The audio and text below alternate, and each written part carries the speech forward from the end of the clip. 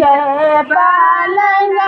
सालायो रे पलंग सुतले पापा श्याम पापा रे आना जानो याम बेलिया डोला रे अरे जाय रे आना जानो यामा बेलिया रे सुधाया माँ बेलिया डोला रे छडल बेलिया बहुत दूर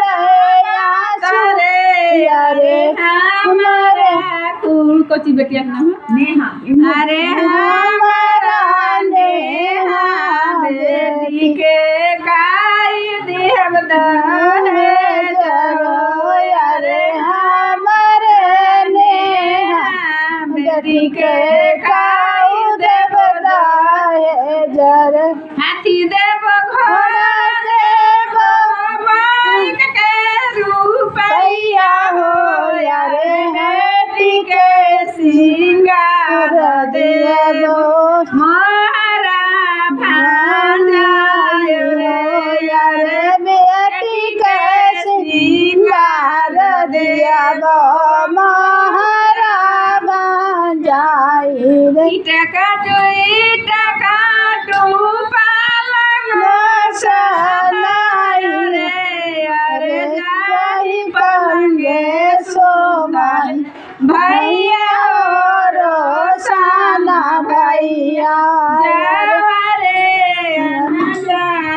भौजी जावरे हैला बड़ी बेनिया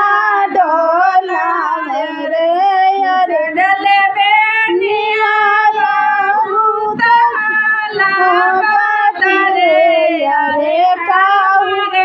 नेहा ननद को काऊ देवो हे जरे अरे हमारा ननद के काऊ देवो हे जरे हाथी देव घोड़ा देव कालवा सोहित रे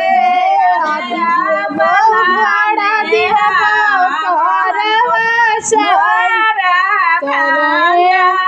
अरे अपने देव घोड़ा देव कालवा सोहित रे साइकिल देव बाई के रूपैया रे अरे देवा और गाइए